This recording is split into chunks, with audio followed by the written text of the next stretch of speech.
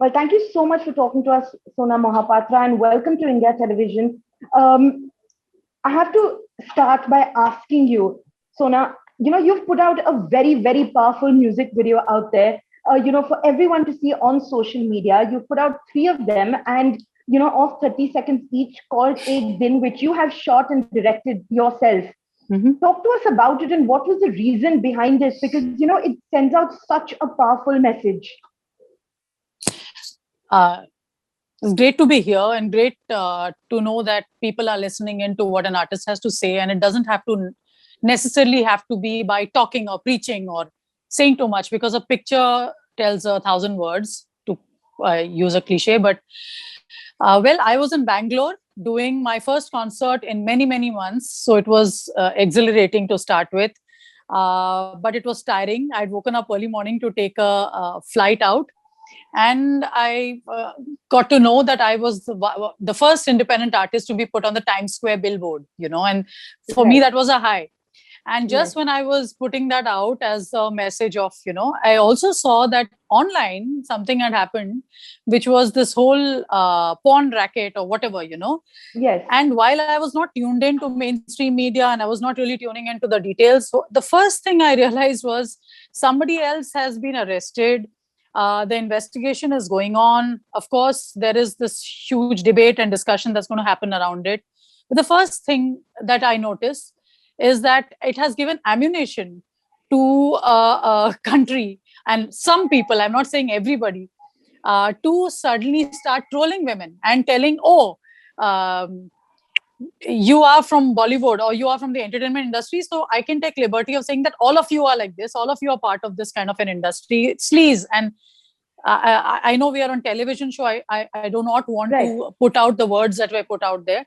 And it got me thinking, saying, one is it infuriated me, but it also made me realize that here is an opportunity for me to say something powerfully without having to tell too many lines for it. And I decided to push my flight by an hour and shoot this set of videos by myself. And what I wanted to put out there was we need to have a much more nuanced conversation when it comes to even something like the place of porn in society, because there's much more to it than, there's an angle of human trafficking and exploitation at one end. But the other end, which I wanted to stand up for, was there's something called free will and consent. And this should not be an excuse for anybody to now clamp down on the women. The first thing you do is, I don't know why the women are holding the shorter end of the stick all the time. It's like, I haven't caused this issue. I'm not the one pimping out women or whatever else that's happening out there. But again, we are being told our liberties are being questioned, our freedom is being questioned. What we dress up is becoming suddenly a reason for you to judge me for my character. And I said, okay, to hell with all these feelings, because I had hundreds, millions of them. I was like, there we go all over again. It's so regressive when this, it's like this whole toxic patriarchal, wheel starts all over again. So I just decided to strip down, shoot this video, and say that, yeah, and when it's in context, my whole idea was people have to understand context. When it Right. is a heartbreak song and it's this hotel room, and I was like, it's also going to be, I want to do it aesthetically. And you know what the silver lining in this whole conversation is that when I put it out, what's magical is there is a young vibrant India that is listening in to me as an artist also, who's consistently trying to say something with this audio visual medium which goes beyond just wanting to make a hit song or wanting to make it about myself and the latest song that I've put out. And I found it so heartening that, I'm from tomorrow, I'm going to start sharing it.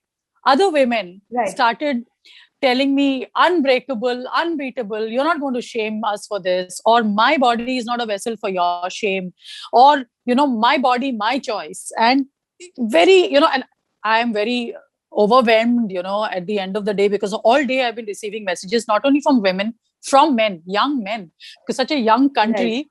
And I just feel I have a lot of hope for the coming days, because younger India, which is demographically, I understand 60% of the country, be it in the tier 1 towns or tier 2 towns, whatever the classifications are much more hip to what's happening around the world. And they are very aware of the fact that a woman wearing shorts or showing her legs doesn't mean it's a permission to touch her or to slut shame her or to make her feel ashamed about herself. And I just felt, wow, from a time when I have grown up, where just going out for my mother to the kirana store to pick up nariyal and agarbatti meant that somebody would grab me or hurt me because they passed by. I was a Fauji kid. I've grown up around the country. And apart from maybe a very rare Mumbai or a Pune, after 5:36, it just would be miserable to step out. You just feel so unsafe. You just consciously, your hackles go up. But I think that India is changing, because when I go to perform to colleges, Pia, in colleges, like a place like Allahabad, where I wouldn't, heartland. I went to NIIT, I think, few years ago, and I saw girls wearing shorts all night. I was thinking this concert is going to get shut down by 8 o'clock. No, but we were in campus. It went on till 12. There was a party and I felt, okay, I'm not talking about this crazy change that might be everywhere, but this change is coming. And as an artist, if I can do it time and time again, and it probably provocates and triggers a certain bunch of people into thinking, oh, what's wrong with this woman? Why can't it only be about the music? And in fact, my well-wishers, my own partner, Ram, was like, don't bring in activism into this. This is a beautiful love song. I said, but guess what? It's a huge opportunity in a country like ours to say something much more powerful. And thank you so much for noticing, because I know my fans have been sending in a lot of love. And, I'm going to start sharing the videos that other women are making as a, reaction to my video. Absolutely. But I think but over here, what, Sona, like right from the beginning, we have noticed, be it Me Too, be it any other campaign, whatever happens, you are perhaps the only one who stands up and talks about it. You call a spade a spade. But I want to know, in your opinion, why is perhaps our society, our film industry so toxic when it comes to this? Because even now, women are being targeted. During the Me Too campaign, women were targeted. Men are back to work now. So, where do you think, we are heading? I think, one is to look at the glass as half full. But I know that the Me Too movement caused a lot of conversation. I myself was punished, I called out Anu Malik and Kailash Kher. Anu Malik is after so many women, and that triggered so many women to tell their stories, more than 9 of them. And he's back on television, but I was asked to leave the television show I was hosting. So, yes, that is true. And that was deeply disappointing and heartbreaking at that time. But I also know that, in this last show that my makeup artist came on with me, she works for web series and other shows and other production houses. She's also doing a big Bollywood film, young girl, 27-year-old. She says, Sona, you will not believe what a change few of you made for us. And, it's not only the actors or the faces on the front who faces harassment in the industry. She says, for us as makeup artists, we have to constantly keep, ADs, so many people behind the scenes, will constantly deal with lewd comments and propositions. And there is no system and we don't know where to go, and we all navigate it. But now, production houses give us a form with a set of numbers and email IDs saying you can escalate a matter. There is a certain conversation that has happened which has changed the way people are like, so change doesn't happen overnight. But when I hear these stories, and this is just an anecdotal one that happened last Sunday when she was doing my makeup, I was like, it's all been worth it, being kicked out of that show, being felt that I'll be out of work, being called a troublemaker and controversial. And somehow, you just carry this label thinking you'll try and be brave, but sometimes it's so exhausting. You feel, oh my God, is it worth it? Because seems to be that even, I don't even seem to have other women who back it. I don't seem to have anybody who reaches out except for a rare few.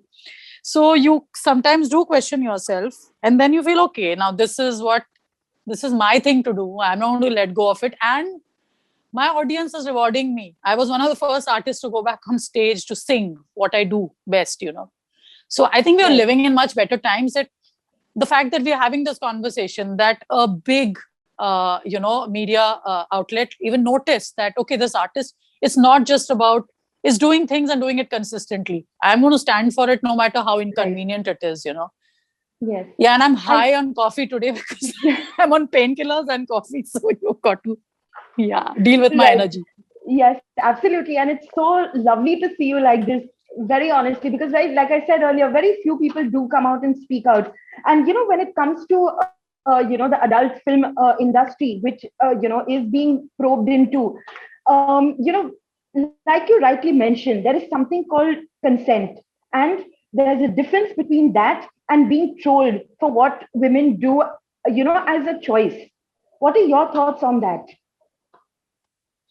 Well, I think I can break up this question or the answer.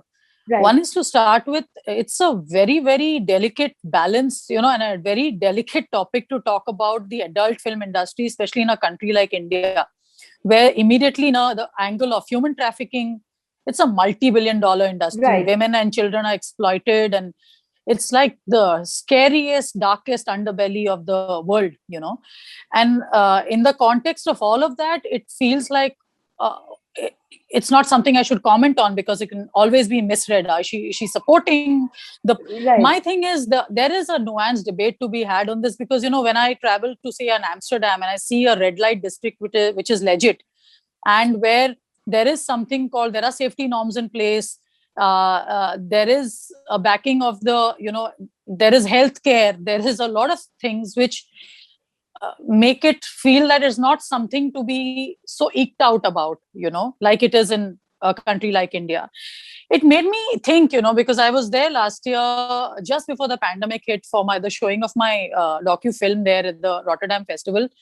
And I will just give you an artist perspective. I'm not an expert. I'm not a sociologist or Right. an anthropologist.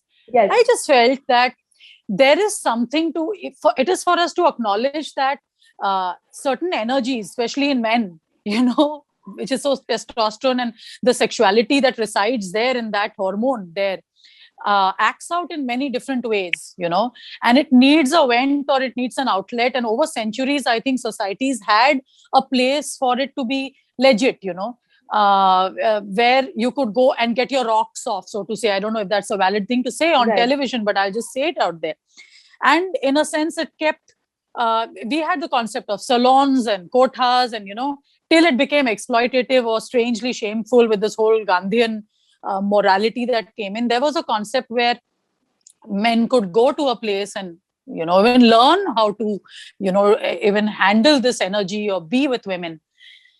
And I think it has its own role to play as long as it is, I don't know, there are checks and balances and certain boundary conditions where it's not exploitative. Because when you don't have that in society, it also manifests itself in some miserable, horrible ways where women are attacked, women are assaulted, because there's a repressed society. Sexually, if you're repressed, if you don't have a means of expressing that energy in some safe way, it's a very, very delicate and a very nuanced conversation to be had. I don't know if I have the right words to Absolutely. Yes. put it out there. So I do understand that there is a place for adult content. It's not all, to be shamed and to be, but when there is a thin line. Is it exploitative?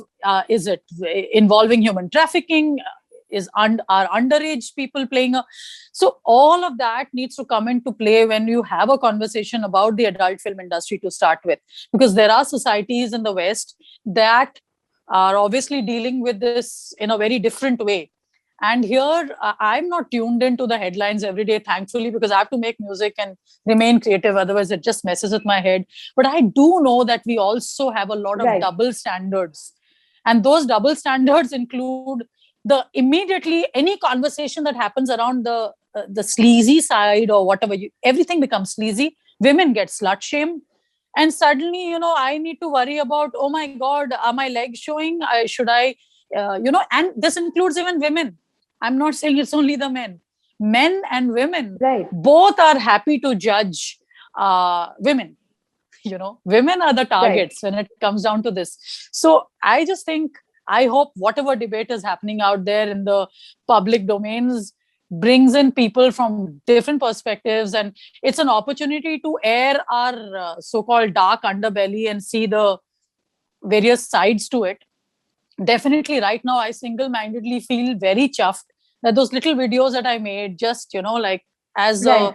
a artistic reaction, seem to be, don't have that many vulgar remarks. That is the most heartening part, because it's almost like I've Right. trained my audience. It's like 2 years ago, I was on the top 5 Google trends on the turn of New Year's, 2020, in fact, just last year. I had gone to the beach in Goa. I had worn a monokini and I was celebrating my cellulite and saying all types of bodies and shapes should be celebrated. And I thought it was such a cool thing to do. What's Yes. wrong with it? Suddenly, I was like on the Google Trends being told, you are such a serious, intense person, didn't expect it out of you. One lot said that. The other Right. lot shamed me for being, oh, you did me too. You wear such clothes. You deserve me too. And they were kept tagging Anu Malik, Pia. It's Wow. like, they were celebrating Anu Malik, saying, Anu Malik, you were right all along. This is how she dresses. This is, so there were so many. But, what happened was it created such a friction and a conversation in the public domain that I feel it made a lot of people self-reflect, maybe have these dining table conversations. And I just feel I am nothing Right. but I'm a musician, I'm an artist, I'm a pop star. And everybody sees that only as some lightweight thing, dressing up well, carrying a designer bag. But if you can create conversations which help towards changing the mindset, I mean, there's no greater joy, I think. Absolutely. But are you ever worried about the repercussions that your tweets, your opinion might in fact cause? Because not everyone is open to hearing what others have to say.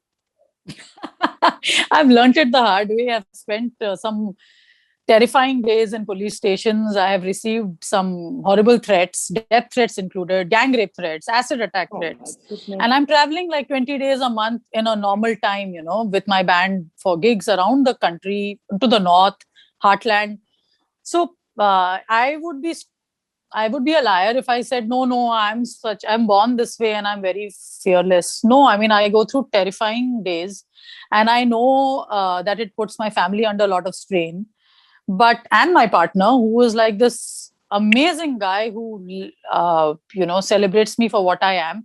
And I refuse to see it as a favor, because I have so many people coming up to Ram and saying, Bhai, tu kaise jhelta hai? Yeah, man, what an amazing guy. He deals with so much. And I have to tell them, Bhai, he's doing it out of his choice and because he thinks it's worth it. And I support him too. So I think nobody is doing anybody a favor. At the same time, I need to acknowledge the allies I have, including, some incredible people in media. I just feel the Me Too movement worked in the West because, the entertainment industry had women in the trenches, Right. in the background. They were writers, they producers, EPs. You cannot continue with that bullshit system anymore. India, we still have only pretty faces or the people at the face of it. We have very few people in the background. But the difference here was, there's something I experienced, is that there are some incredible women in media. They related and they had their own stories. And somehow that's what caused whatever little groundswell we could manage, here. But I think it's a long way to go. It's the right conversations have started. And, when people come up and tell me that, bhai, kya hua? Koi jail to nahi gaya, kuch nahi. What was the point of, like getting so much mud on your face? I said, oh my God, it's not a filmy story where, there's a background music and people go to jail. Change takes time. Conversations and all these debates and all this craziness is what will help in that. If I can be a small part of it, like many of them are, I'm not the only one, honestly, Pia, I get to speak to you and I'm lucky for that. But I'm just hoping many more in the artist fraternity realize you can't be calling yourself an artist if you just sing well or look pretty. I mean, engaging with what's happening around, or I'm not saying I need to sing a Mujhe Kya Bechega Rupaiya with, I don't have to be preaching with my song. But every choice I make, what I wear, what I stand for, and the inconvenient choices, so to say, that's what makes me an artist. Not the fact that I can sing and I've been trained in Hindustani classical. And now I'm shooting my own videos. I put out a film. I mean, I produced my own film, which has won a national award. I never really take up television interviews because it's just a choice I make. I speak what I have to speak on my social media. I don't think I need to be on television telling this story. But this is one of those rare times. So I'm going to just tell you that such a validation that Shut Up Sona won a national award. After all those international awards, you just feel, you're preaching to the converted. But that in that in India it was celebrated within my own system, and hopefully country gets to see it soon, Priya. I'm just sharing the fact that all of that, Absolutely. again, not a very convenient film. It's called Shut Up Sona for a reason, but I hope you see it. I'm going to send you a link. Yes, please do that. And I have to say that it has taken me many years to get this interview with you. It has not been easy because, like you rightly said, at that time, especially during the Me Too and all of that, you just wanted to say whatever you had to say on social media because, of course, everything is misconstrued in this country. But it was absolutely wonderful talking to you, Sona. More power to you. And we're hoping to see a lot more videos like this. Absolutely loved Ek Din, and the fact that you have, the guts to go out there and put such a powerful message with a video like that and a beautiful song. Thank you so Thank you much. so much. Thank you so much. More power to you too. Thank Yeah. you. Yeah.